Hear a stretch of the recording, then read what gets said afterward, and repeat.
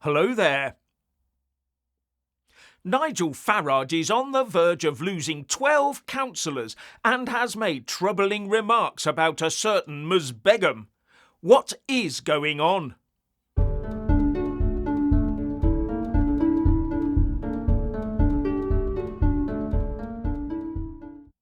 These events are leaving Nigel Farage and Reform UK open to charges of indecision and internal political turmoil. And this comes on the back of Nigel Farage recently losing good people like Ben Habib and Howard Cox, as well as drawing criticism for aiming unfounded accusations at Tommy Robinson. A claim that Robinson's former wife felt forced to publicly rebut for her family's sake. And it also drew a scathing response from Tommy from his prison cell. This does not illustrate a party at ease with itself. In fact, it's positively unhealthy and damaging. Now, I don't know what to make of all of this, as Reform UK is, as I've said many times before, still the only political disruptor in town that can bring down the old uniparty state system. That is the only party to vote for that is able to win an election and change everything. However, is Farage taking it in the right direction at the moment? Because now we hear that 12 Reform UK councillors are set to resign from the party because Farage, they say, is autocratic, disloyal and not up to the job. Now, where have I heard that one before? In fact, some commentators are using all of this to take the opportunity to make the case that this shows Farage is just not up to the job of leading his party, let alone the country. However, there may be a lot more to this council crisis than initially meets the eye, because Farage's response was to dismiss the councillors as a rogue branch of the party. We had a rogue branch putting people up, and I think you'll find in many cases there will have to be by-elections because they were not legitimately put forward, Farage told the BBC. And his party chairman Zia Yusuf backed that up, saying, "The leader of this group of councillors was suspended weeks ago by Reform for 1. Nominating candidates that failed vetting, 2. Fraudulently nominating candidates with an invalid delegated nominating officer's certificate. As a result of 2, several of these councillors are illegitimate and new elections must be held. Reform stands for the highest standards in public life, and those who commit fraud will always be expelled." I've got to say that either way this does not reflect well on the party. How many other rogue elements are there in Reform UK? And if the party can't monitor its own admin to prevent what appears to me to be electoral fraud, then what chance do they have with controlling the government machine?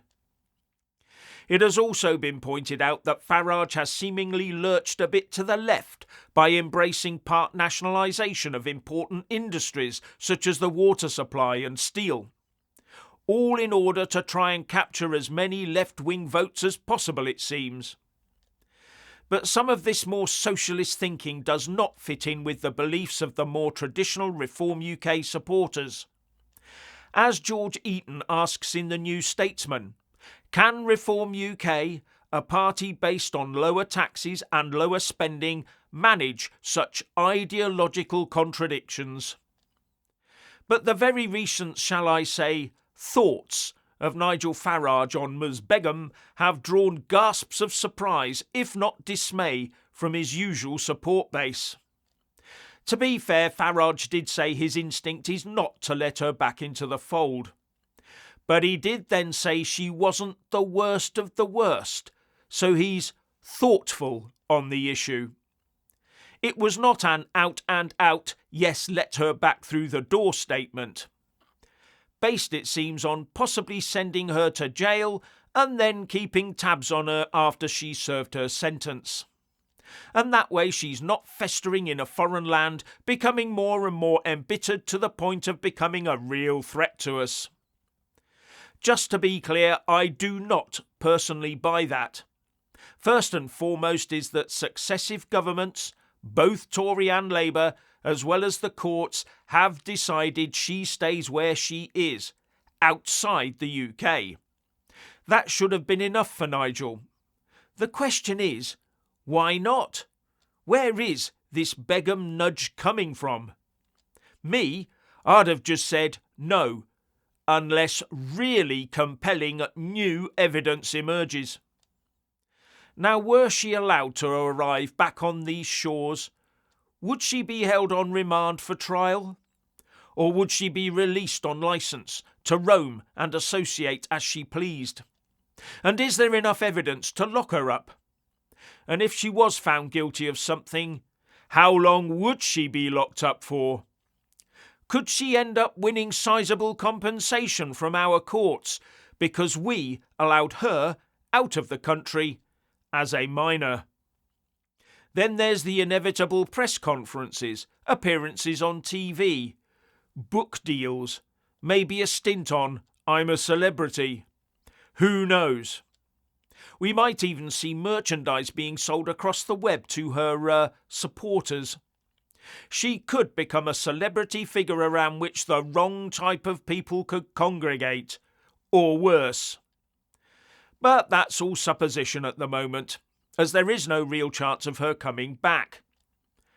Unless Reform UK wins the next election under Farage, maybe.